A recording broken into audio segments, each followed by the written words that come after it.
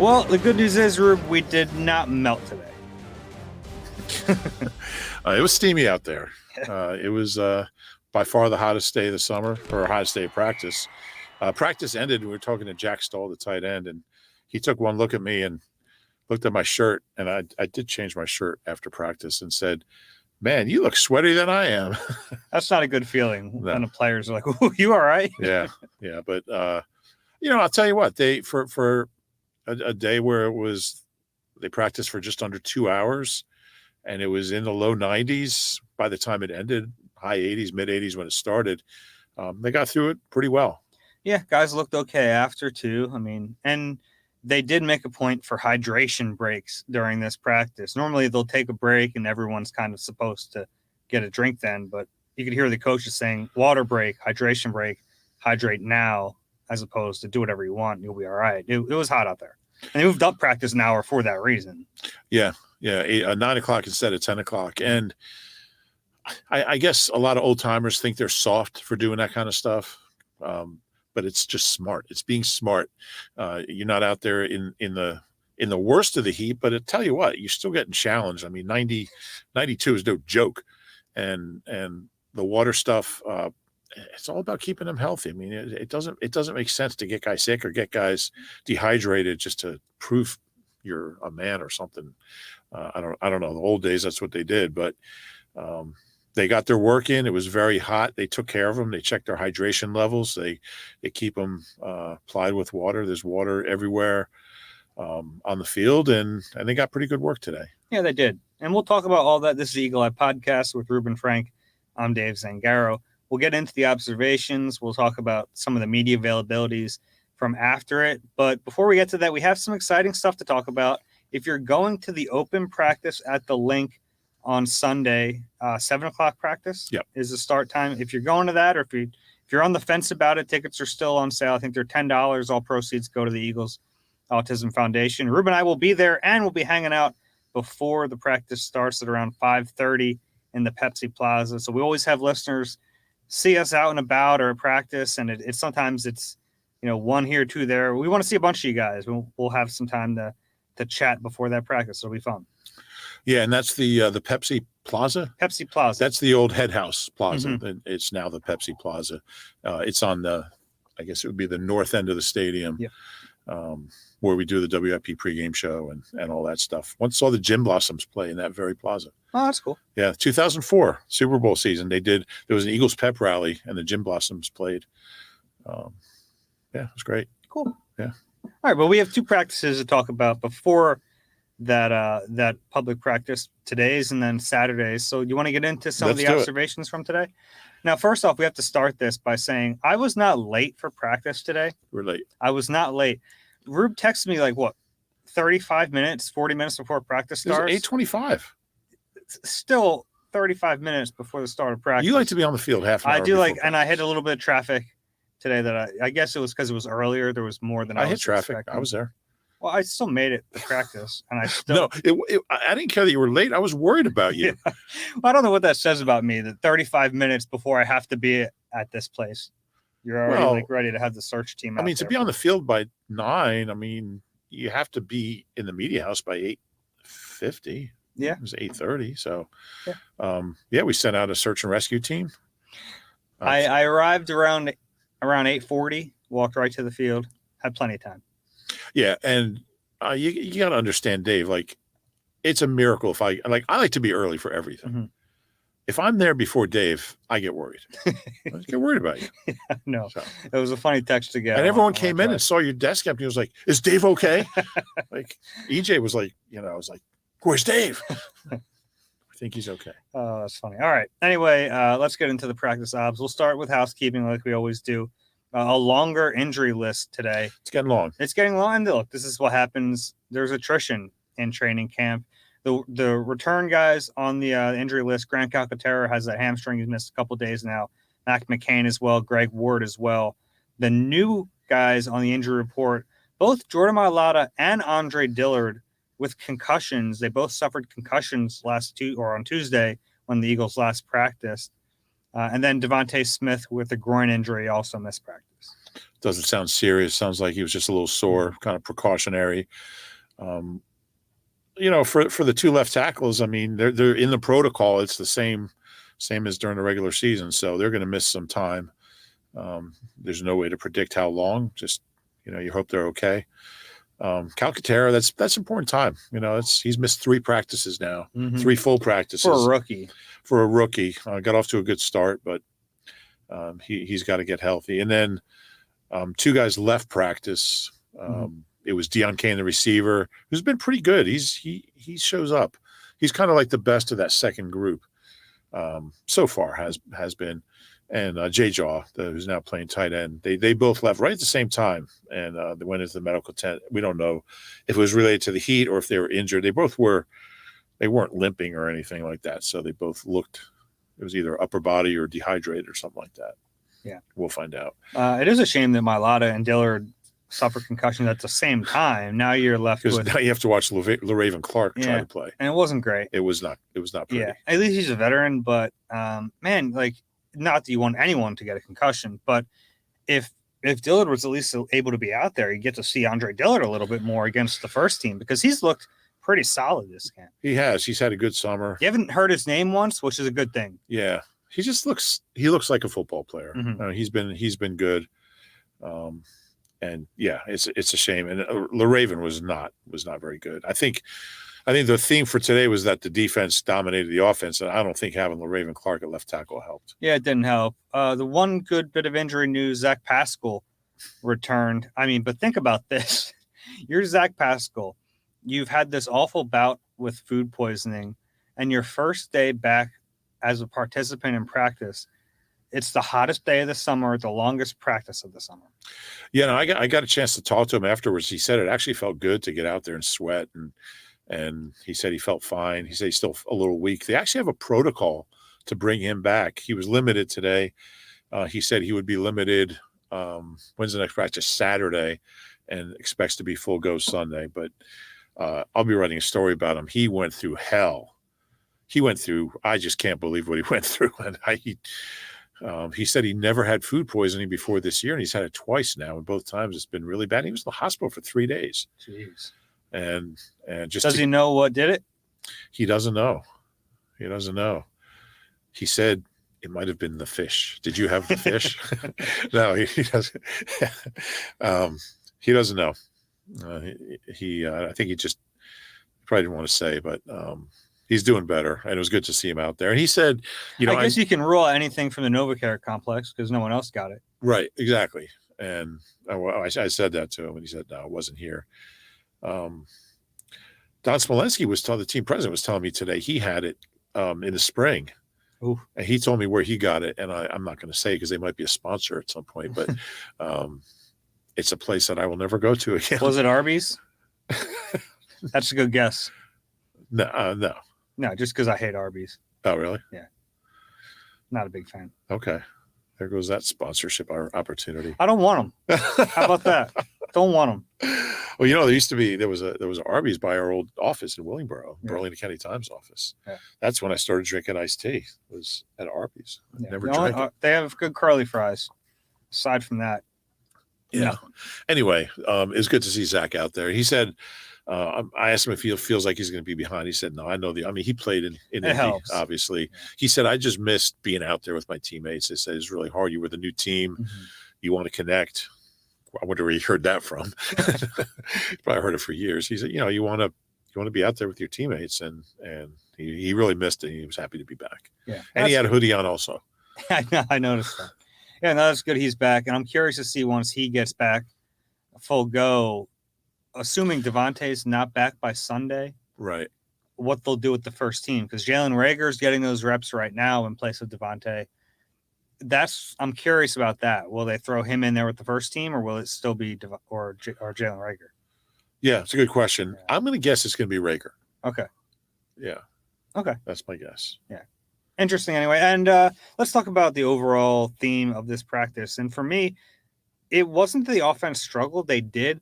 But to me, and it's always tough when the offense struggles. You have to ask yourself: was the offense bad, or was the defense good? And sometimes it's a little bit of both. I thought on Thursday it was mostly the defense was just good. Yeah, I thought so too. And the other part of that was when the offense is bad, you generally think the quarterback was bad. I don't think he was really bad. I think No. there was a lot of reps where he just didn't have anywhere to go with the ball. Yeah, there were some where he was flushed out of the pocket, and there were other times where, I mean, there was time in the pocket. He bought more time by running around, but there was just no one open.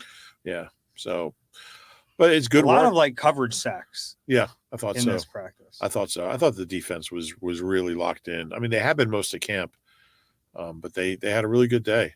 Yeah. I thought Reddick really showed up. He did. Yeah, and we'll get to him in a minute here. Dave hates when I go out of order. I do. TJ Edwards had 2 more pass breakups. We were talking about him as we walked away from the practice field today. I think he's been their best player in camp.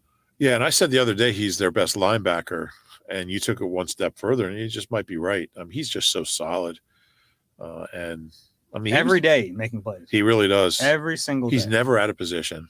He had 3 today that I can count. He had the one pass breakup in 7-on-7s where I thought he almost picked it off. He had another pass breakup in 11s, and then another play in 11s.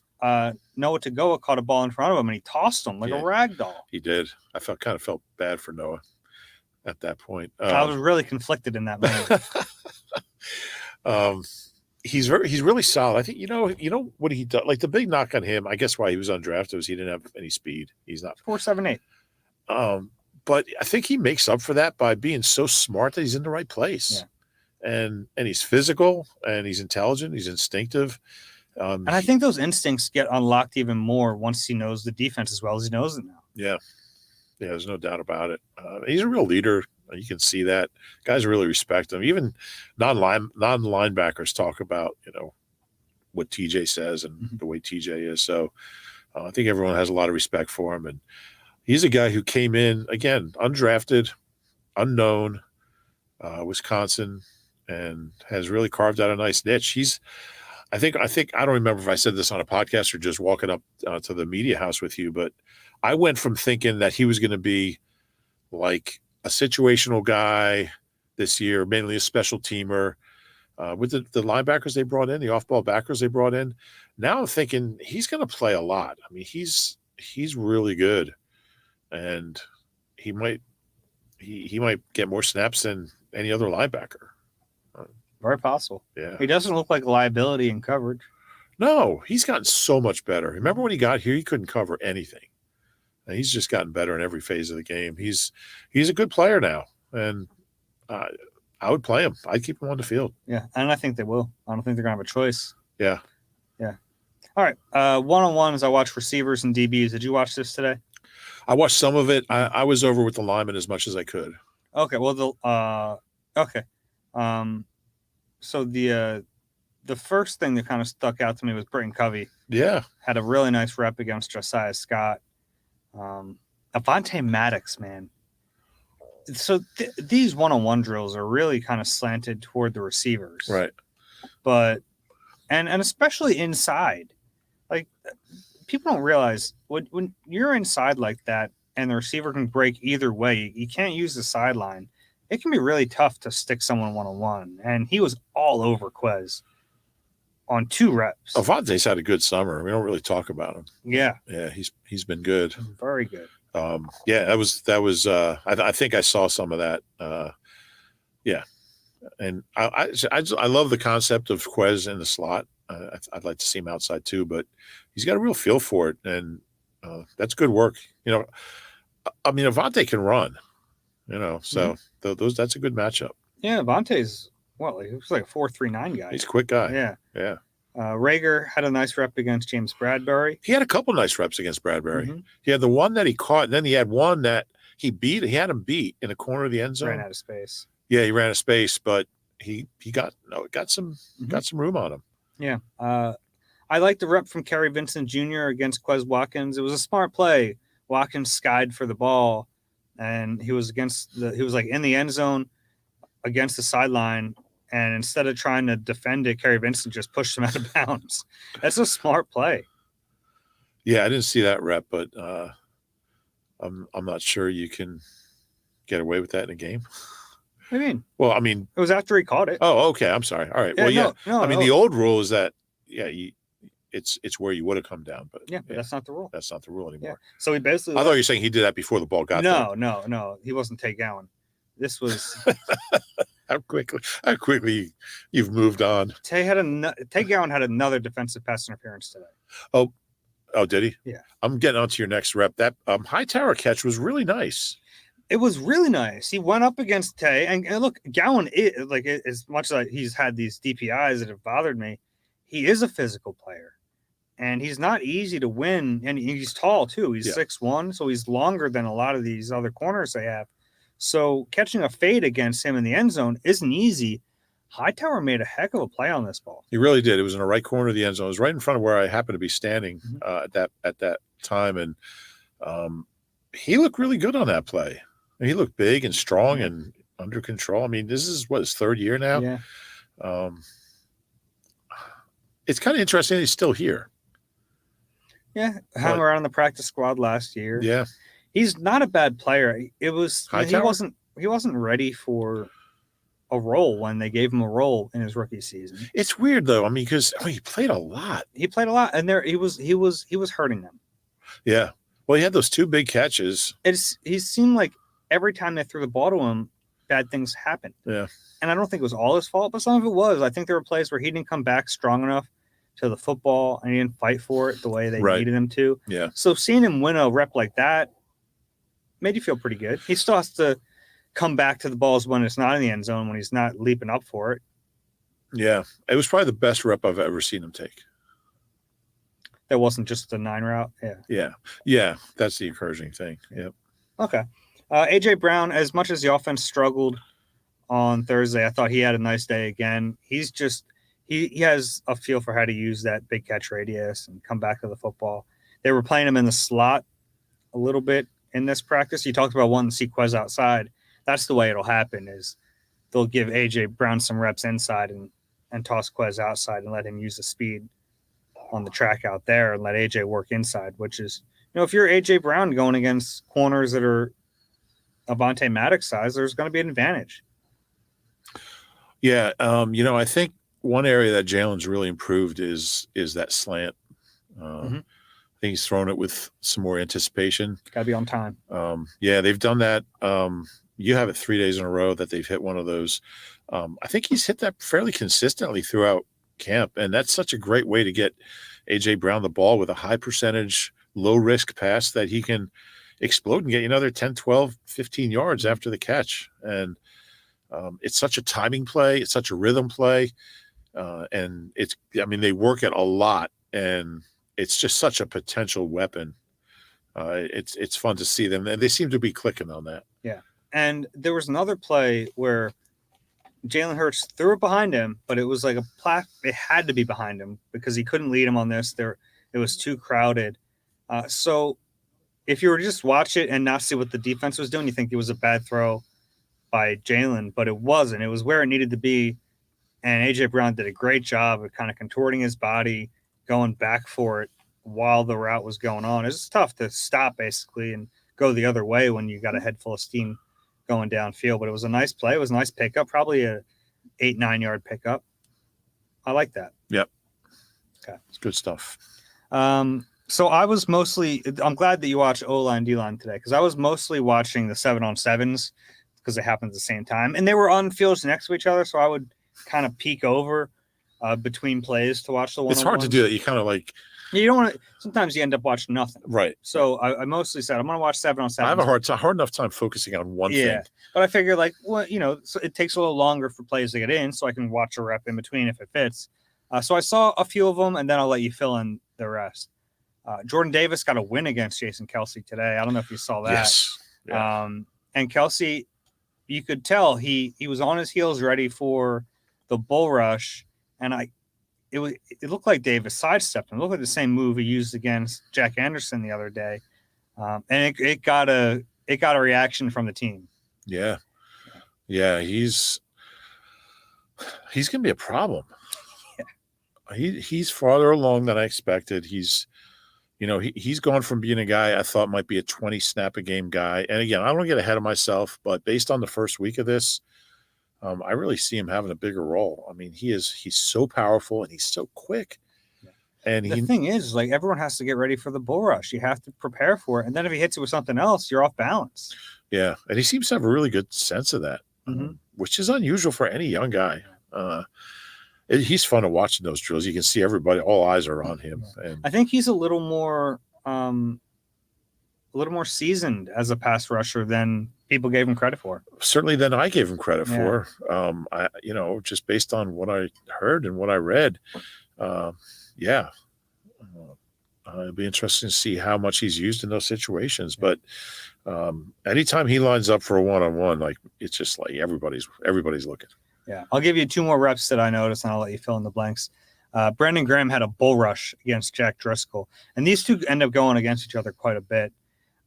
That Brandon Graham bull rush is so hard to stop. I always think about what Lane Johnson says about BG. He calls him a bleeping bowling ball.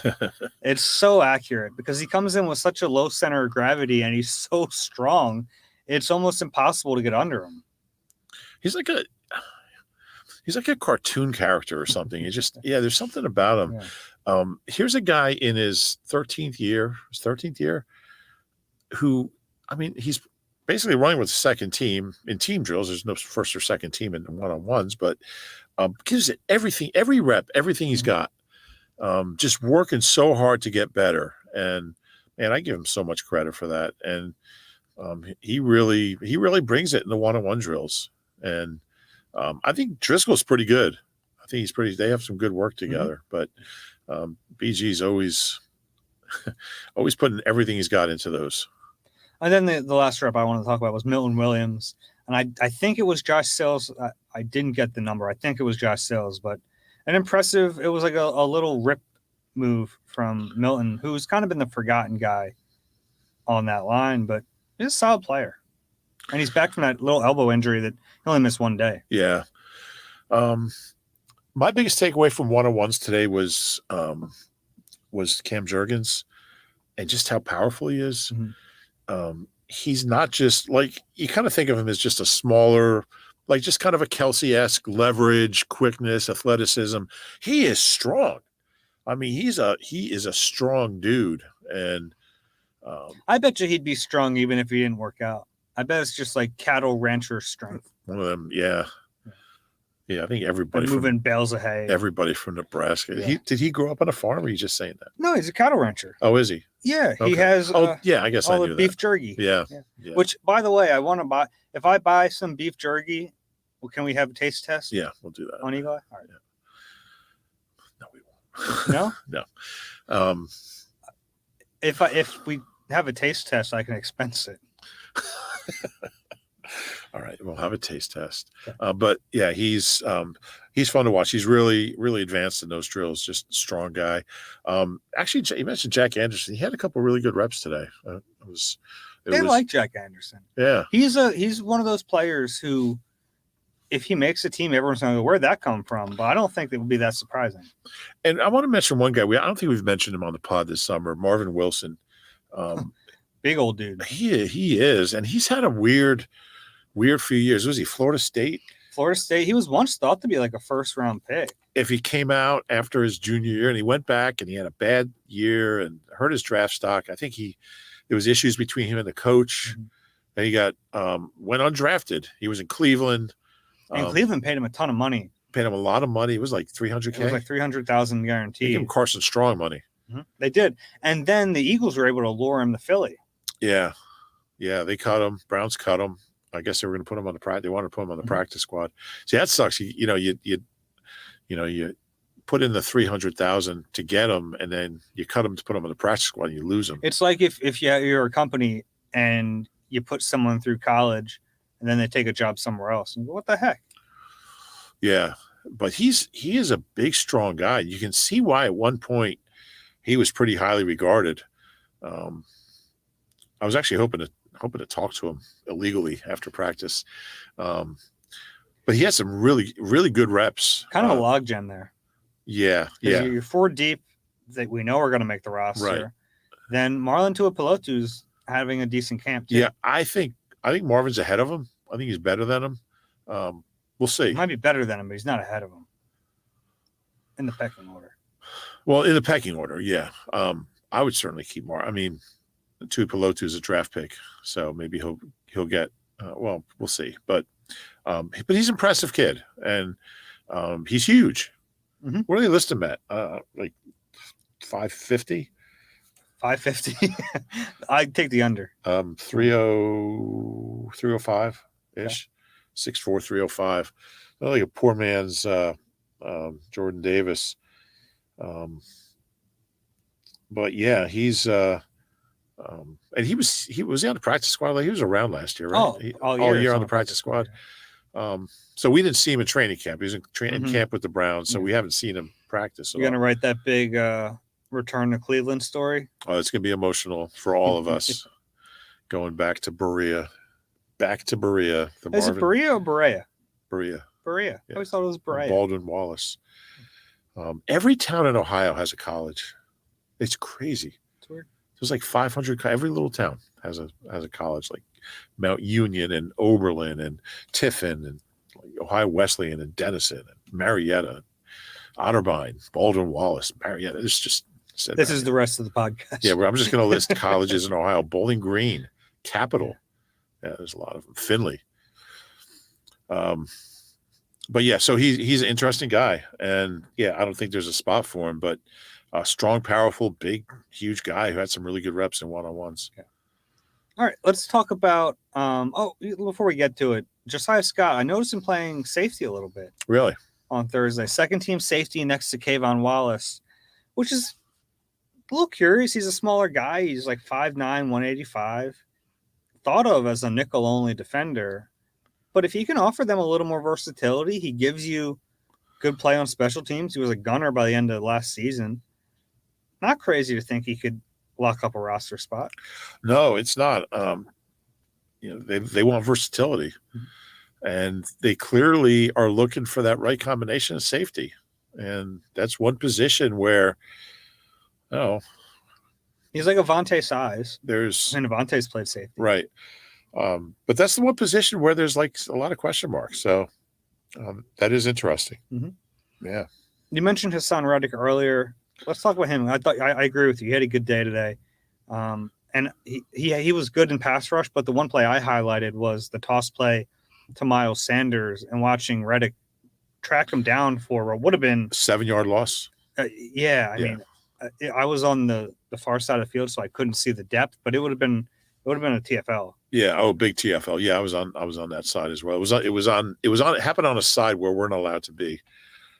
So we're kind of just guessing on the yards, but it was, Miles had nowhere to go. It was he just blew up the play. I only saw him get one rep in one-on-ones. But he's taken some of those 2-on-2s. It'll be him and Fletcher. Yeah. Against, I think it was Lane and Isaac. Yeah, but I thought he really showed up today. I thought, but yeah, that play on Miles wasn't Miles' fault. He just had an angle on him and got him for a big loss. Just great athleticism. Covey, I mentioned him earlier, but he had a touchdown in team drills from Reed Sinet. He's starting to make a little bit of noise. Been a relatively early, quiet start for him, but he's making some plays now. Yeah, and we know he's secure catching the ball in the punt return game. He says he can catch the ball. He says he's a receiver, and he's been okay. Yeah, I mean he's a little guy, but he catches the ball, and he just reminds me of Chad Hall. I don't know. He's quick. I don't think he's blazing speed, but he's quick and catches the ball well and moves with it well. Seems to have a really good sense of space and eluding guys. Lined up. This is completely different. Sorry. That's all right. They lined up all the receivers on the line, 40-yard dash. Who wins? All the wide receivers? Yeah. Quez. Does Devin Allen have a shot? In a 40? In a 40. If he gets a legal start, we'll see. Devin has run a 10-20 for 100 meters. I think that was wind aided. Quez has run close to that. I'd take Quez, but it would be close. Yeah. Yeah. I mean, a 40 is a different animal than Sure. Devin didn't run. I mean, he ran fast. He ran at Oregon's pro day Mhm. this year, I believe. What did he run? A 4.36, I think. Yeah, I think 4.36. Yeah. Well, at a pro day, Quez ran a 4.35 at the combine. Right. So I'd pay to see that race. I would too. Not much. I wouldn't want to. Not much, but I would pay. Yeah. What's going on at 95 North, by the way? It doesn't look good. Over 100 meters, I'll take Devin Allen. Okay. But over 40, I'll take Quez. That's fair. Yeah. Who would finish third of the receivers? Who would finish third? I think A.J. Brown's right there. Rager's fast with straight line speed. That's true too. Devontae's fairly fast. No, I don't think he's in that class. Yeah. I think Rager might be third. I mean, he doesn't have to catch the ball. He doesn't have to field a punt. He doesn't have to get it. I saw that A.J. Brown clip of him and Elijah Moore running together. Yeah. I know Elijah Moore's 4.3 speed. Yeah. And he was right with. Yeah. It'll be a fun race. Mhm. Yeah. Okay. You're fine with a tangent when it's tangentially track. Yeah. Yeah. Special teams. They punted today. They haven't punted a bunch. I thought Sipas looked pretty good. Yeah.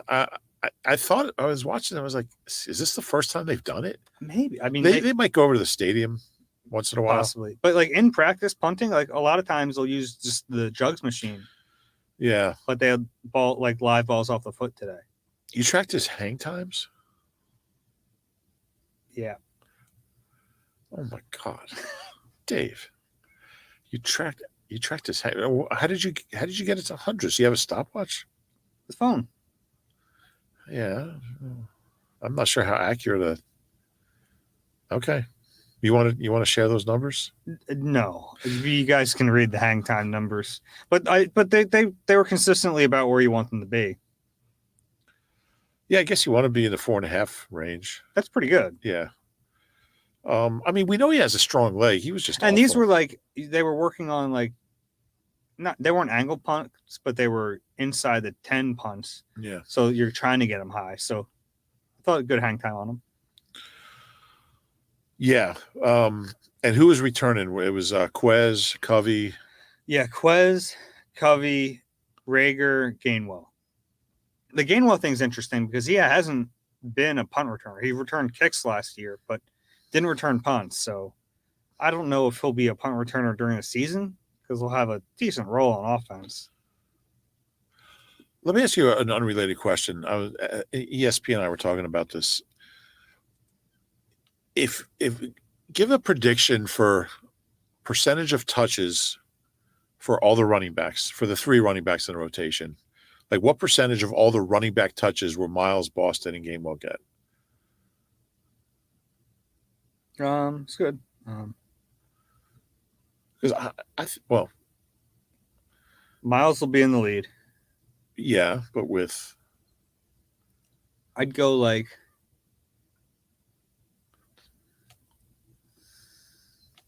and it's tough because we're assuming a perfect world and everyone's I'm saying healthy. if everyone stays healthy. Okay. Yeah. I'd go 50 to 60% Miles. Uh-huh. Probably 30% Gainwell, maybe. So that would be we're in the 15% for Boston. Yeah, that's where we were. Yeah. Elliott was a little lower for Miles. I think he was at 55. I was at 60. Yeah. And I think Gainwell's going to have a big role. Yeah, I do too. I guess it's 60, 30, 10. Yeah. Yeah, I think. But the reason you keep Boston is because he can be the back for a game when Miles inevitably misses time. I think if Miles misses a game, Boston's your starter. Yeah. But Gainwell's going to get the most work as a 2. Yeah, I agree with that. Yeah, I mean, Boston's played well when he's been the starter. Mm-hmm. But I think that's why what made me ask this is seeing Gainwell return punts. They want to find ways to get the ball in his hands because he's a playmaker. He had a rare drop today. Did he? Yeah, actually his second drop at camp. Oh, in the receiving game. In the receiving not game. In the punt game. Not no, he doesn't drop punts. Yeah. Second drop in the receiving game. Yeah, he had one the second day. Yeah, it's the second in 6 days, which is uncharacteristic. Trend story. Not quite. He drops one more, we get that story. I wrote a piece for this morning just on how far he's come in that blitz pickup because he looked really good in that drill Tuesday. Yeah. You ever feel like this time of year just kind of no idea what day it is? Yeah, you lose track of days a little bit. Yeah. I know what day of camp it is. I don't know what day of the week it is. That's so Dave Zangaro right there. Yeah. That's Dave in a nutshell. What else you got? No, that's pretty much it. How about somebody? So yesterday there was no practice, so I did kind of a general observations because Dave does his observations off practice. So I thought, well, I'll do 10 random training camp observations. And somebody tweeted me and said, Rube, I enjoyed your observations, but I really missed you didn't have a stupid observation of the day. And I had to explain that that's not me. I was very happy to see that comment though, because some days I write those, I'm like, this is for me. I don't know who else this is for. People love them. That's good. But the thing is, like when I say Dave's stupid observation, you're like, well, which one? You set me up for that joke. I really did. That was just a big setup. I really did. After practice, we talked to Nick Sirianni.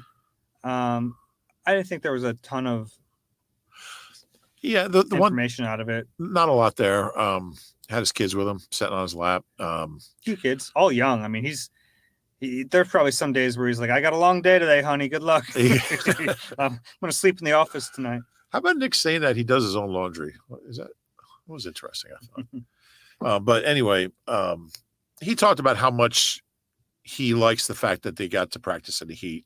And just he talked about being acclimated to the heat, being used to it in case there's a hot game, which certainly can happen. It was really funny, though, because as he was saying that, he was like, last week, week 1, it was really hot in Atlanta. Week 1, we'll be in a dome. It'll be nice and cool inside that dome in Detroit. Yeah. You could tell he wasn't sure where he was going. Yeah, then he realized, he went, oh, well, that doesn't. But he said, work. But after that, there could be some really warm games.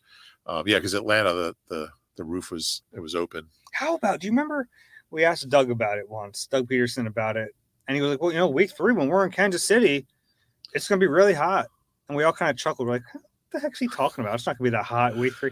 Then they had like a heat wave in Kansas City, and it was like 95 degrees the day they played. And we're like, how did he know that? He's got his farmer's almanac. It's like got the long-term forecast. But I don't know what I was going to say. Oh, he said something interesting, and I hadn't thought of this. Just that it's one thing like that. So much of practice is offense versus a defense, and when you have really hot weather, it's something that everyone kind of gets through together.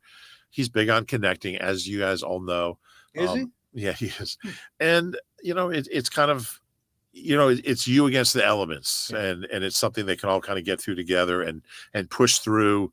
I think there's something to that. Kind of brings them together. And, it felt like training camp today. It was the first day it really did. It's like back at Lehigh when it was 200 degrees and you had to walk up hills both ways to camp. There was that big hill. Yeah, hill. I'm not going to get started on Lehigh, but I tried to bait you there. We talked to, as I said earlier, we talked to Jack Stahl, who talked about how far he feels like he's come in the past game, and he's caught the ball well, not a ton of targets, but he was playing a lot by the second half of last year. He was playing like 30 snaps a game as an undrafted rookie. They haven't used a ton of 12 personnel in camp, right? Here and there, yeah. He just talked about how much he's learned from Goddard as far as being multiple, being able to catch the ball and being able to block. And so that was good. I mentioned I talked to Zach Pascal and just glad to have him back because that was ugly. TJ talked. How was that? He was good. TJ's very smart. Yeah. He's just a very smart guy. I asked him about the success he's having. Like, can he even appreciate it yet? And no, not really. He's like, I can't really think about that.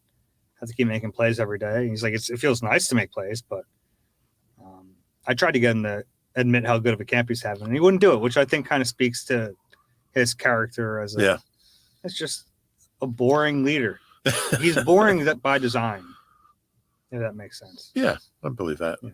Yeah. He was one of my first surviving camp stories, though. He was fun back then. Is that right? Yeah. His rookie year? His rookie year, he was my surviving camp. I get to do one this year.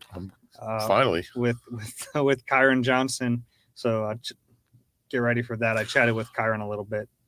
Let me just go back. Patrick Johnson had 2 really good reps in one-on-ones. Oh, did he? He showed up a little bit. That's today. Good for him because he's had a very quiet camp. He had 2 really good reps. Gosh, I can't remember. I jotted it down. But of course, my notebook's in my backpack. That's good. Good for him, because it's real. I mean, it could come down to the Johnsons for a roster spot. Yeah. So that was it was really the first time he flashed. It's funny because there are two players who are just like super versatile. They can play a bunch of different positions, but like, how are they going to weigh that against? Because they're similar in a lot of ways. Like, they're both Sam linebackers, but they have edge rusher experience. They have linebacker experience. I mean, heck, Kyron Johnson played a little bit of everything at Kansas. We know Patrick Johnson's a good special teamer. Kyron Johnson is known for his special teams from Kansas. So they're very similar in a lot of ways. One was a 7th-round pick last year. One was a 6th-round pick this year. So they might just keep one of them. I think it'll be Johnson. Good call. Yeah. Where'd you get that cap? I want that cap. NBC Sports cap? Yeah. Yep. I need to get one of them. I like to wear it when it's real hot because I don't want to ruin one of my hats. Yeah, they do kind of tend to get washed out on daylight today. Yeah. I think about like spending a lot of money on like a nice breathable cap. There's some companies that like kind of, I don't know if it's a ripoff or not. There's a company called Milan. You ever heard of them? No. They make like, they're expensive, like $50-$60, but they're like, they're supposed to be like last forever. They're super breathable. I bought cars for less than that. Yeah. So if anyone has one, let me know how it is. So you're throwing out all kinds of brands here, Arby's and Milan, and I am. I don't know why. Dave's looking for some kind of sponsorship. No, well, I don't think Arby's is gonna be a hookup here. All right, you got anything else today? No. All right, if you enjoy the podcast, please do us a favor, rate and subscribe wherever you get your pods. If you're watching on YouTube, please click the like button and subscribe there as well. Another reminder: Sunday, if you're going to practice, we'll be hanging out at the Pepsi Plaza before that 7 p.m. practice kickoff. That's all we've got today. For Reuben, I'm Dave. We'll talk to you tomorrow.